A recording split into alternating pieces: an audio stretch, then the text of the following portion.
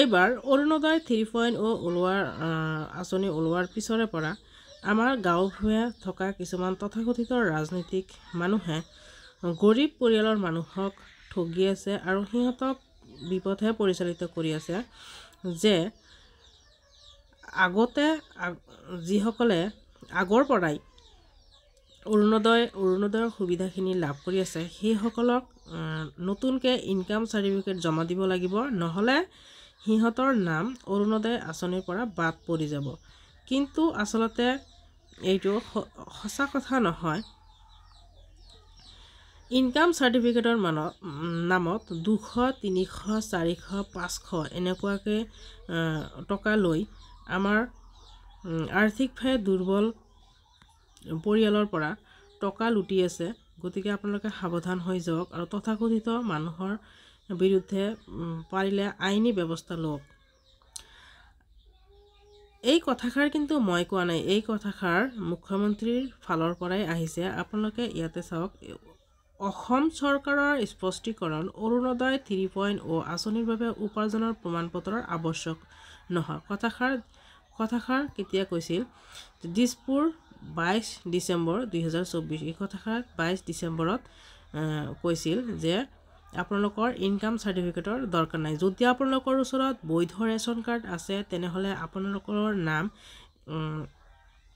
আপোনালোকৰ নাম এনে তালিকাত থাকি যাব, অৰ্থাৎ অৰুণোদয়ৰ তালিকাত থাকি যাব, আপোনালোকৰ অৰুণোদয়ৰ পৰা বাদ নপৰে। আৰু যদি ৰেচন কাৰ্ড বা আধাৰ কাৰ্ড নাই বা আপোনালোকে যদি ৰেচন কাৰ্ড হোল্ডাৰ নহয় তেনেহ'লে আপোনালোকৰ নাম এনে বাদ পৰিব। আৰু যদি আছে, গোটেইকেইটা ডকুমেণ্টছ আছে আপোনালোকৰ ওচৰত, তেনেহ'লে আপোনালোকৰ ইনকাম চাৰ্টিফিকেট দিয়াৰ প্ৰয়োজন নাই, আপোনালোকৰ নাম এনে থাকি যাব। ইয়াতে চাওক, স্পষ্টকৈ কৈ দিছে, বৈধ ৰেচন কাৰ্ড থকা ব্যক্তি তথা পৰিয়ালে গাঁও প্ৰধান, মৌজাদাৰ অথবা আন কোনো কৰ্তৃপক্ষৰ পৰা উপাৰ্জনৰ প্ৰমাণপত্ৰ আহৰণ কৰি জমা দিয়াৰ প্ৰয়োজন নাই। চাইছেনে যে যদি বৈধ ৰেচন কাৰ্ড আছে তেনেহ'লে আপোনালোকৰ কোনো ধৰণৰ প্ৰমাণপত্ৰ দিয়াৰ দৰকাৰ নাই। আৰু আয়ৰ প্ৰমাণপত্ৰ প্ৰদানৰ ক্ষেত্ৰত জনসাধাৰণক বিপথে পৰিচালিত কৰা লোক বা গোটৰ বিৰুদ্ধে আইনী ব্যৱস্থা গ্ৰহণ কৰাৰ লগতে অভিযোগৰ তদন্ত কৰি দোষীৰ বিৰুদ্ধে কঠোৰ ব্যৱস্থা গ্ৰহণ কৰিবলৈ জিলা আয়ুক্তক নিৰ্দেশ দিছে।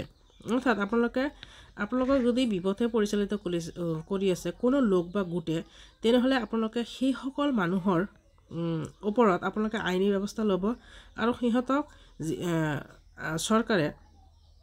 চৰকাৰে সিহঁতৰ ওপৰত কোনো ধৰণৰ কঠোৰ ব্যৱস্থা গ্ৰহণ কৰিব। গতিকে আপোনালোকে সাৱধান হৈ যাওক। আৰু ইনকাম চাৰ্টিফিকেটৰ নামত কোনো ধৰণৰ মেম্বাৰ, গাঁওবুঢ়া বা যিকোনো চৰকাৰী মানুহ হ'ব পাৰে, সিহঁতক কোনো ধৰণৰ ইনকাম চাৰ্টিফিকেট দিব নালাগে আৰু কোনো ধৰণৰ পইচা দিব নালাগে।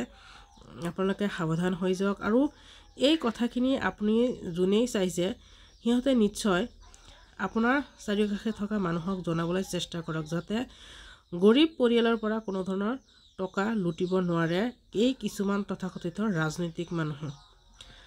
আৰু পাৰিলে এই ভিডিঅ'টো নিশ্চয় লাইক, কমেণ্ট আৰু শ্বেয়াৰ কৰি দিব।